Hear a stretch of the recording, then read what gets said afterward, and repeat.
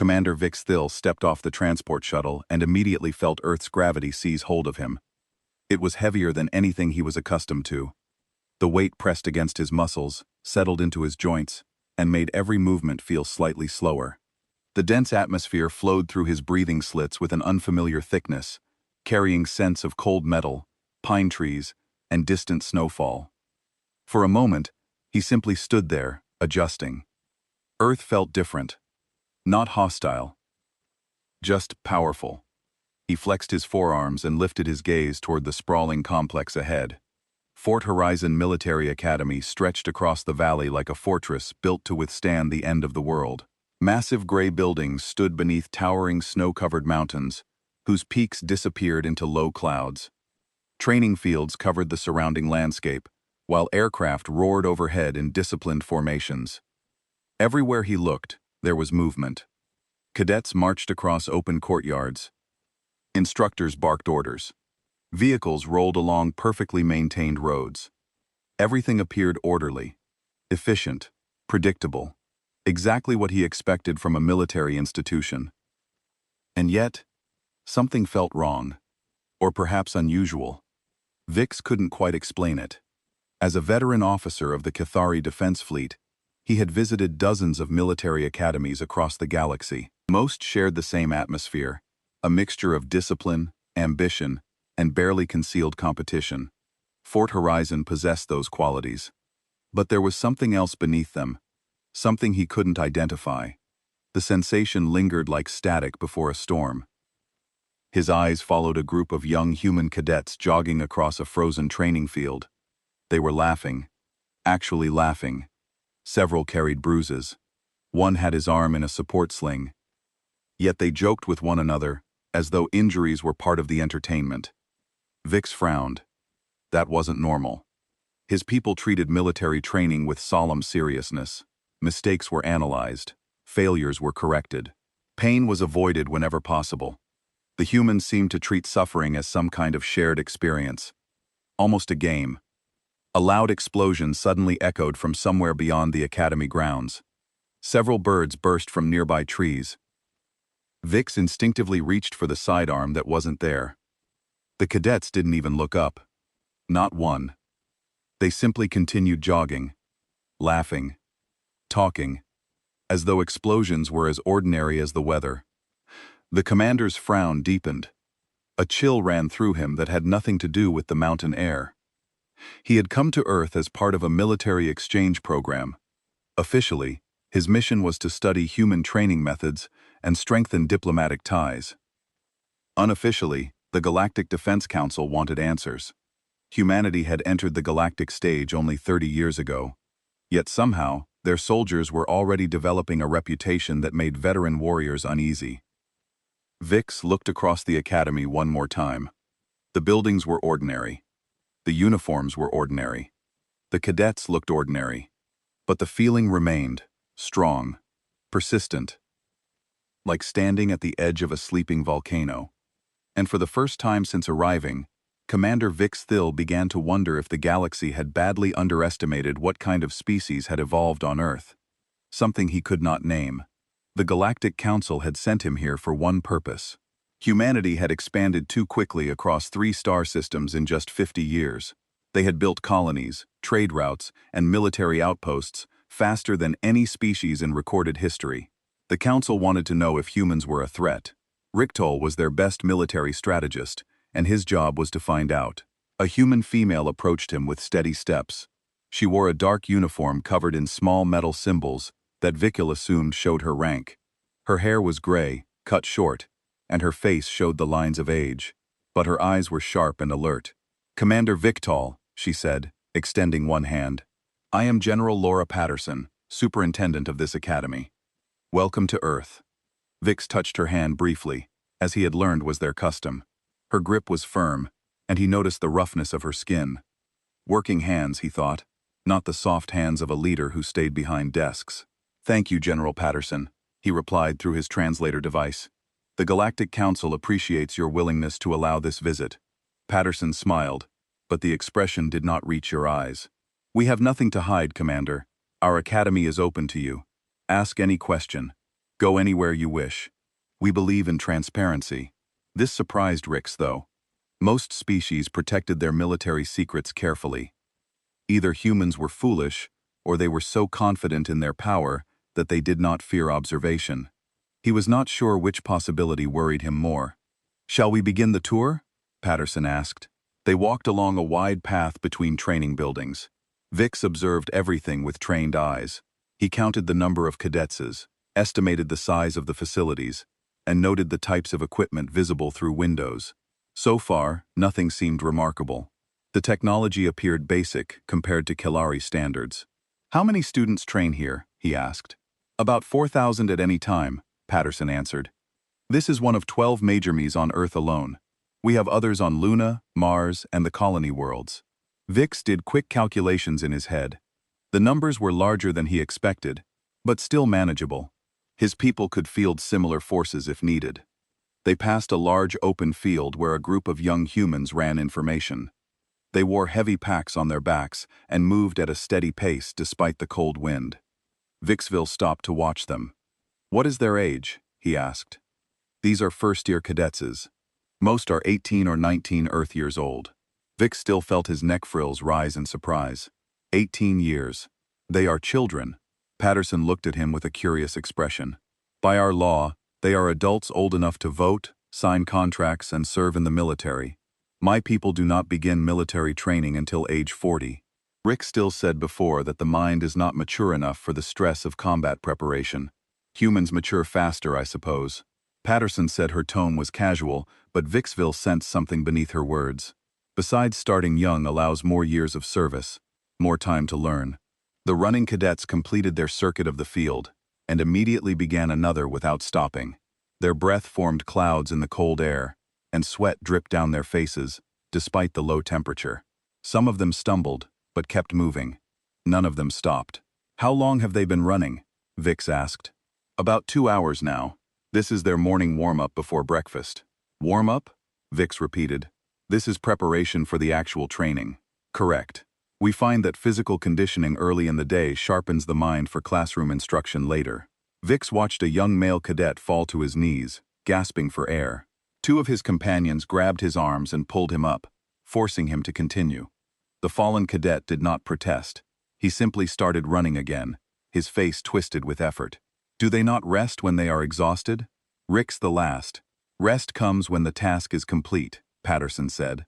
"That is one of the first lessons we teach here. Your body will tell you to stop long before you have reached your true limits. Learning to push past that voice is essential for survival." She said this the same way someone might discuss the weather, as if teaching young people to ignore their own pain was perfectly normal. Vix made a note in his recording device. They continued walking, and Patterson led him to a smaller building near the edge of the campus. "This is our medical facility," she said. "Would you like to see it?" Inside, Rick found rows of beds and advanced healing equipment. Several cadets lay recovering from various injuries. One had a leg wrapped in a regeneration cast. Another had bandages across his face and chest. A third was unconscious, connected to several monitoring machines. "Training injuries?" Rick asked. "Yes, broken bones, torn muscles, concussions. The usual, Ricktal repeated softly. Patterson walked among the beds, checking on each patient with what appeared to be genuine concern. She stopped beside the unconscious cadet and studied his readings. "Cadet Morrison pushed too hard during climbing exercises," she explained. "He fell 30 meters but managed to slow his descent enough to survive. He will recover fully in a few weeks, and then, he will return to training." Patterson looked at Brixville with steady eyes. "He has already asked when he can go back. He's angry at himself for falling." Brixville stared at the young human in the bed. 30 meters. On most worlds, such a fall would mean death.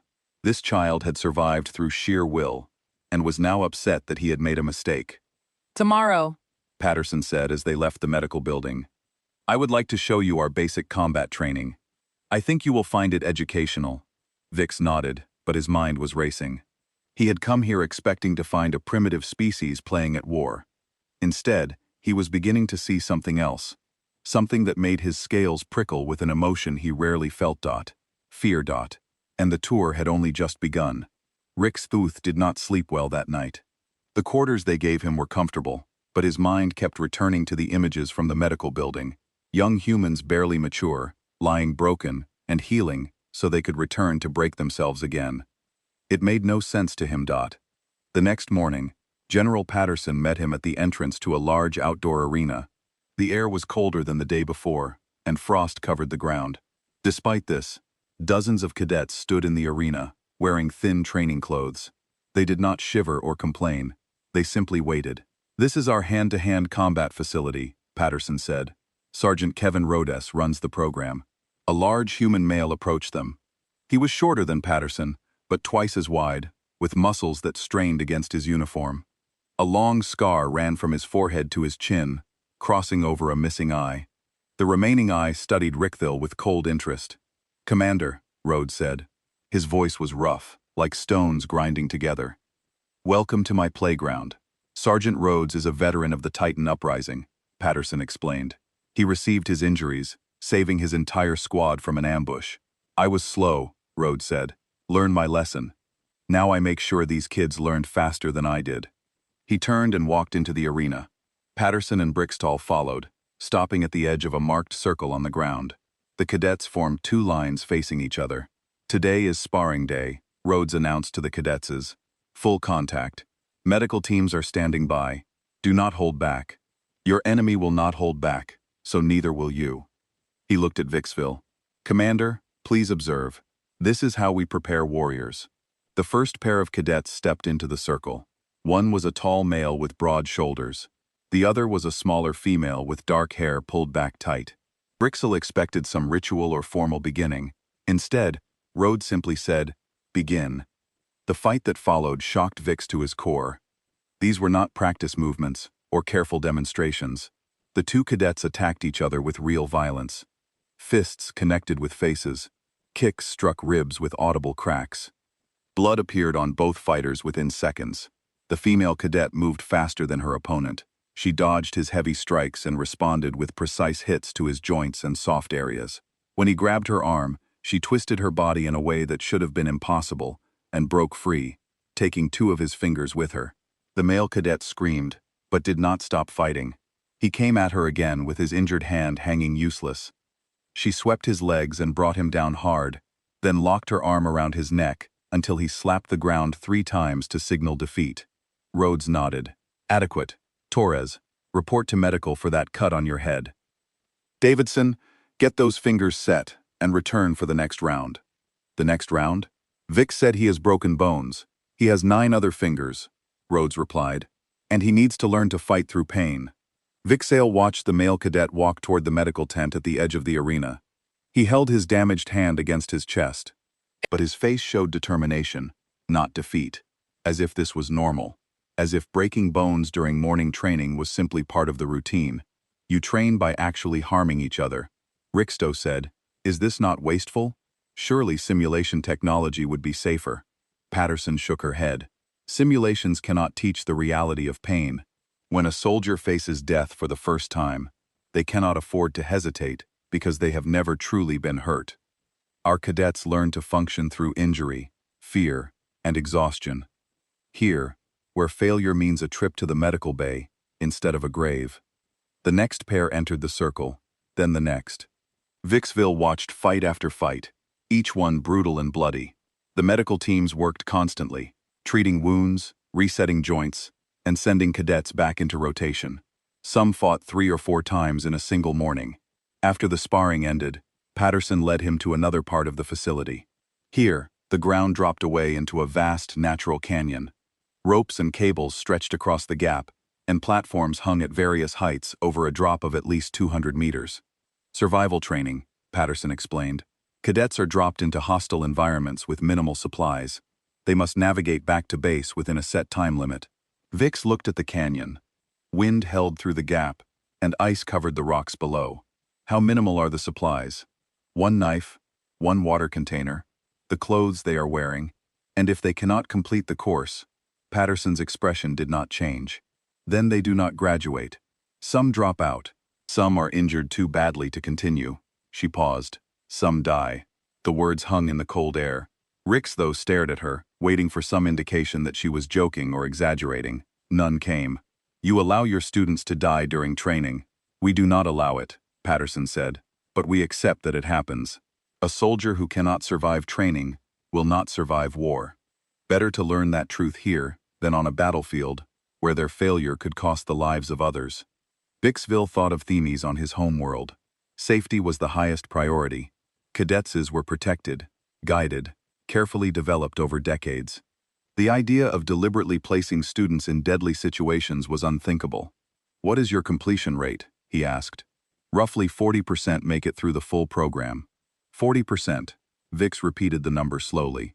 "You lose 60% of your candidates. We filter out 60%, Patterson corrected. "The ones who remain are the ones we need." Every soldier who graduates from this academy can survive conditions that would kill most beings in the galaxy. They can fight injured, think while exhausted, and function when everything around them is falling apart. She looked at the canyon. "That is not something you can teach in a comfortable classroom." Brixvale made more notes in his recording device, but his hands were not steady. He had evaluated military programs across 30 species. He had never seen anything like this. The Kalari trained their soldiers to be precise, efficient, and safe. Humans trained their soldiers to be unbreakable. "Shall we continue to the weapons division?" Patterson asked. "I think you will find our research facilities interesting." Rick still nodded, though part of him wanted to return to his ship and leave this world behind. Whatever he had expected to find on Earth, it was not this. These humans treated violence and death as teachers. They broke their own children to make them stronger, and somehow Vix knew the worst was yet to come. "Yes," he said. "Show me your weapons." Patterson smiled, that same smile that never reached her eyes. "With pleasure, Commander." The Weapons Research Center sat apart from the main academy, surrounded by 3 layers of security fencing. Guard towers watched over every approach, and Vixville noticed that the soldiers here were not cadets. These were experienced warriors with hard eyes and steady hands. Patterson passed through each checkpoint with a wave, and the guards led Vix they'll follow without question. Inside the building stretched deep underground. They took an elevator down 7 levels before the doors opened into a wide corridor lined with reinforced glass windows. "Commander, this is Dr. Nathan Cole," Patterson said, introducing a thin human male with wild gray hair and thick glasses. "He leads our historical weapons archive." Cole's face lit up with genuine excitement. "Commander Vix, wonderful to meet you. I have been looking forward to this all week. Please follow me. I have so much to show you." Unlike Patterson's calm control, Cole vibrated with energy. He walked quickly, talking constantly, pointing at displays behind the glass windows. His enthusiasm was almost childlike, which made what he was showing them even more disturbing. "We believe in preserving our military history," Cole explained. "Every weapon humanity has ever created is documented here. Let us start at the beginning." The first displays showed primitive tools, rocks shaped for killing, wooden spears, bows and arrows. Bricks still nodded. All species had such beginnings, but the displays changed quickly. Swords became more complex. Armor evolved. Then came weapons that launched metal projectiles using explosive powder. Cole explained each development with loving detail, describing how humans had constantly improved their ability to kill each other. "Here we have the machine gun," Cole said, stopping at a large display, "one of our most important inventions. Before this, soldiers had to aim carefully and fire one shot at a time. This weapon allowed a single soldier to kill hundreds in minutes. It changed everything." Vix Theo studied the old metal device. It looked crude compared to modern technology, but the idea behind it was clear. Quantity over precision, overwhelming violence.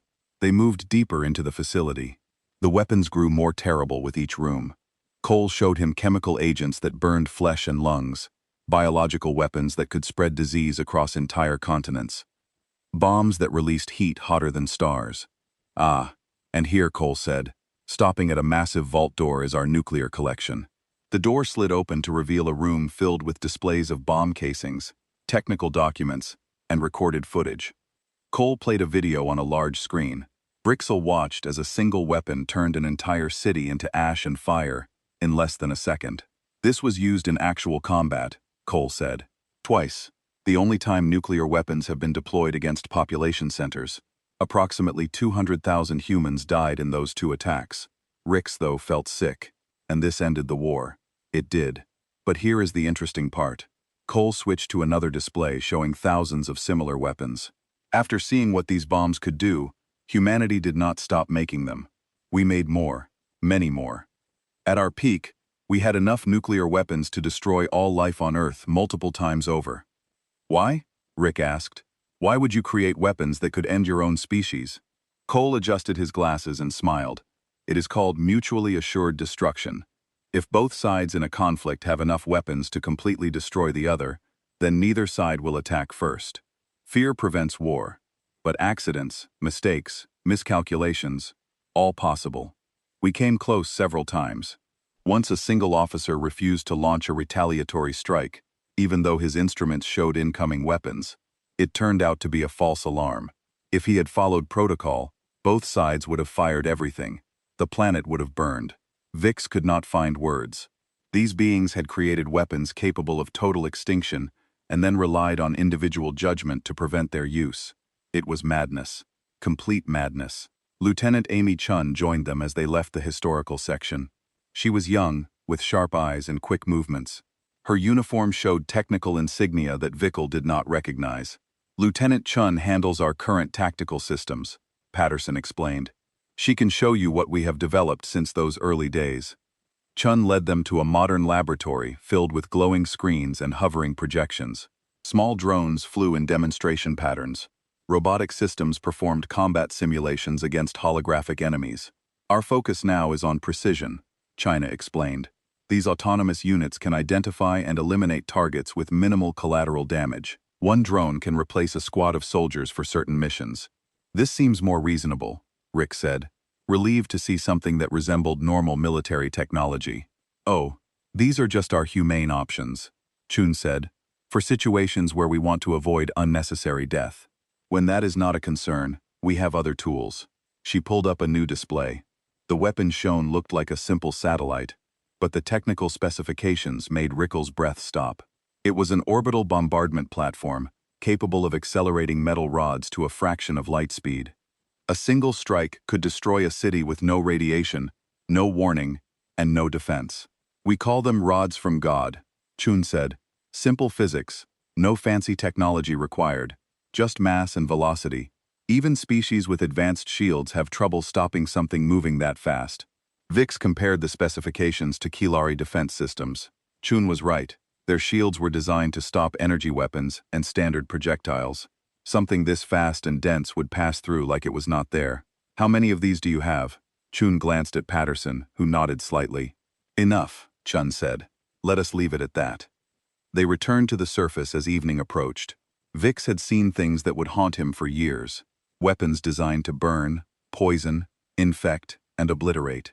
Centuries of innovation focused on one goal, killing more efficiently. I have a question, Rick said as they walked toward the guest quarters. Your species clearly excels at creating weapons, but the Galactic Council has observed that humans prefer trade and diplomacy over conflict. Why develop such terrible tools if you do not wish to use them?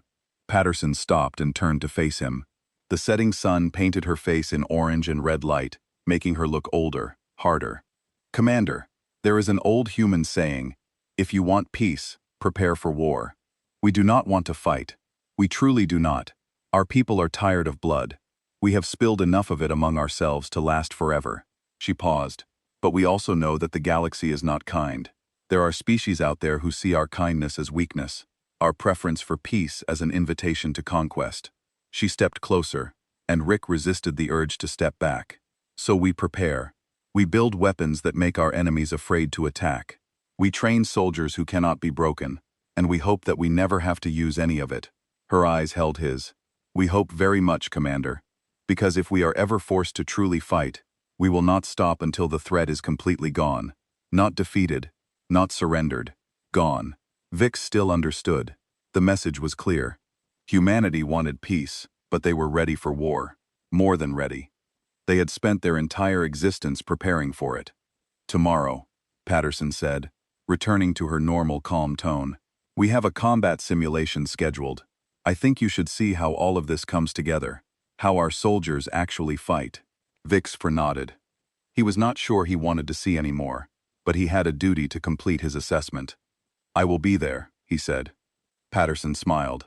Excellent. Get some rest, Commander. You will need it. The simulation facility covered several square kilometers of forest, mountains, and artificial urban zones. Brixthal stood in a command tower overlooking the entire area, surrounded by screens and holographic displays that tracked every movement below. Captain Marcus Webb stood beside him, a compact human with grained temples and calm, steady hands.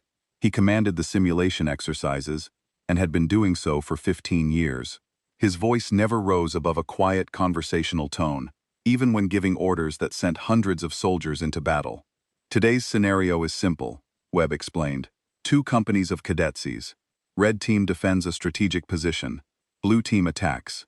Victory conditions are clear. Hold the objective or take it. What are the stakes? Rick's the last. Graduation placement. The winning team earns first choice of assignments. The losing team gets whatever remains. Webb smiled slightly.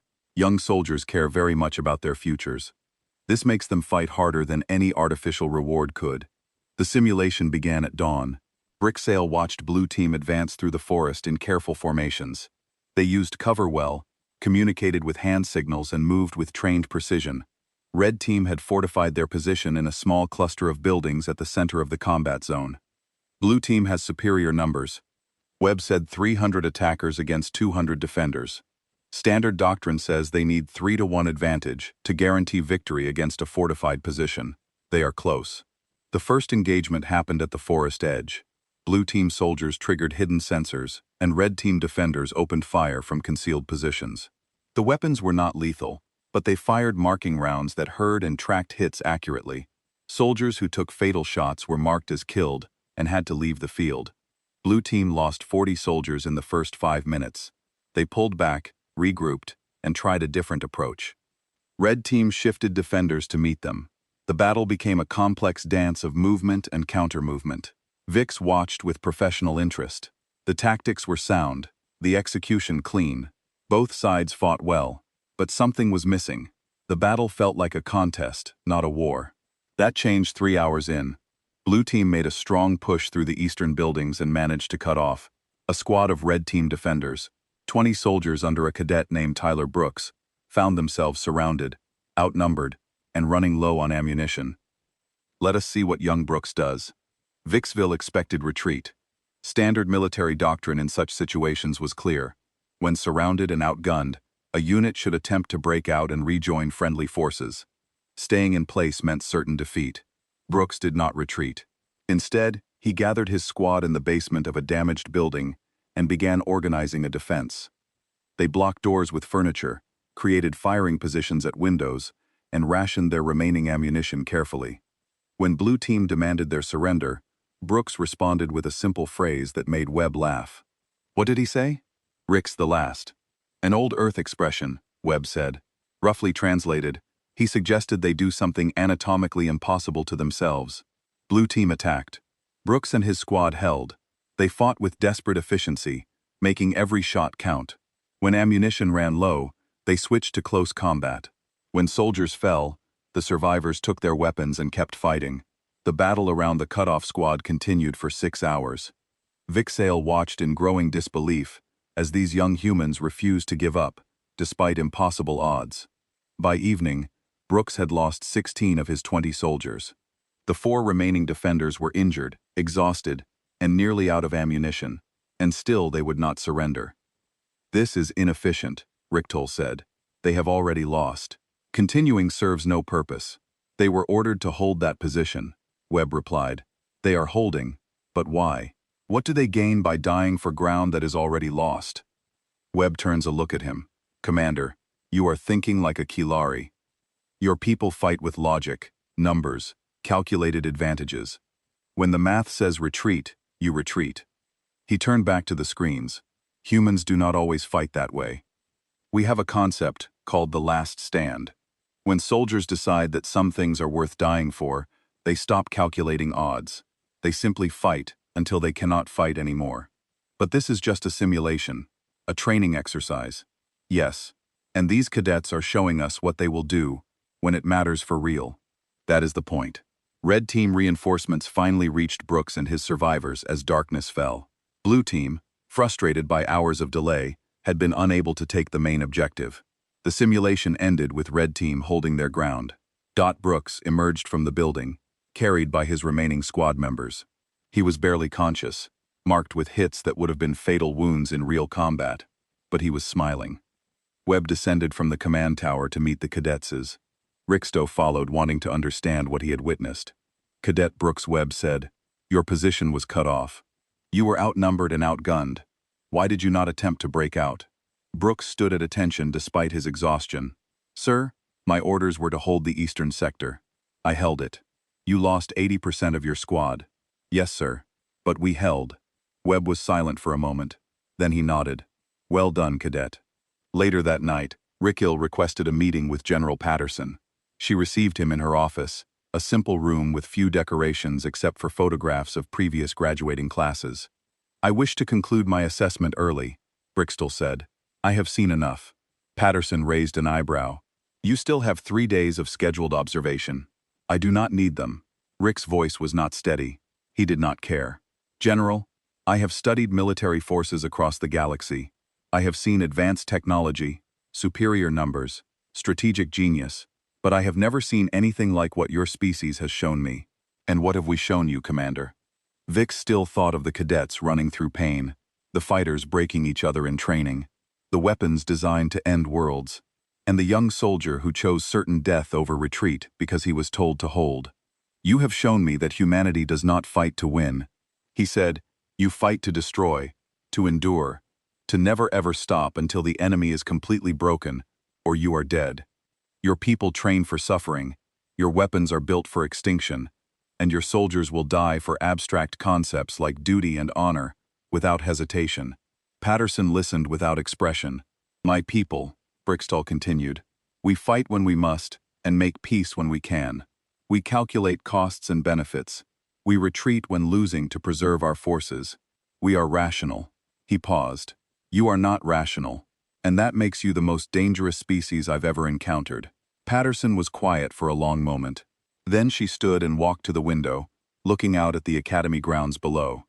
"We hope you find what you are looking for, Commander," she said softly, "and we hope you never give us a reason to come looking for you." Vix left Earth the next morning. He had his assessment. Now he had to deliver it. He was not sure the Council was ready to hear it. The High Council chamber of the Galactic Alliance filled slowly, as representatives from 12 species took their assigned positions. Holographic displays floated above each delegation, showing their homeworlds and flags. The room hummed with quiet conversation in dozens of languages. Rick Thiel stood at the central platform waiting. He had spent the entire journey home preparing his report. He had checked his data, reviewed his recordings, and organized his findings into clear categories. But every time he looked at his notes, his hands trembled slightly. High Chancellor Morinth of the Veluxy called the session to order. She was ancient, even by her species standards, with crystalline skin that caught the chamber lights like fractured ice. "Commander Victo," she said, her voice resonating through translation systems, "you were sent to assess the military capabilities of the human species. The Council awaits your findings." Vix activated his display. Images from Fort Horizon appeared above the chamber, showing the academy, the training grounds, and the weapons facilities. "Honored representatives," he began, "I will present my assessment directly and without softening. What I witnessed on Earth has changed my understanding of what a species can be." The chamber fell silent. Vix had never been known for dramatic statements. His reputation was built on calm, precise analysis. "Let me begin with basic facts. Human military training starts at age 18, when their bodies are barely mature. They continue developing physically and mentally well into their 3rd decade of life. Yet, they are sent into training programs designed to break them." He showed footage of the morning runs, the sparring sessions, the survival courses. Several delegates shifted uncomfortably as they watched cadets fighting with real violence, bleeding, breaking bones, and returning to fight again. Their training philosophy is simple. Pain teaches survival. They believe that soldiers who've never suffered will fail when suffering comes, so they make suffering part of everyday existence. Vix paused. The washout rate at their Hieremes exceeds 60%. Some candidates die during training. This is considered acceptable. A murmur ran through the chamber. The TN delegate, a being of pure energy, flickered with what might have been disbelief. They killed their own soldiers before combat. They call it filtering, Rick said. The weak are removed so the strong can be strengthened further. He moved to his next section. Images of weapons filled the display. Chemical agents, biological weapons, nuclear bombs, orbital bombardment platforms. Humans have been developing weapons of war for their entire recorded history. They have only known approximately 200 years of total peace across their entire civilization. The rest of their existence has been spent fighting each other. He showed the footage of nuclear explosions. The chamber grew very quiet. They created weapons capable of destroying all life on their own planet. Then they built more. At their peak, they had enough destructive power to render their world uninhabitable several times over.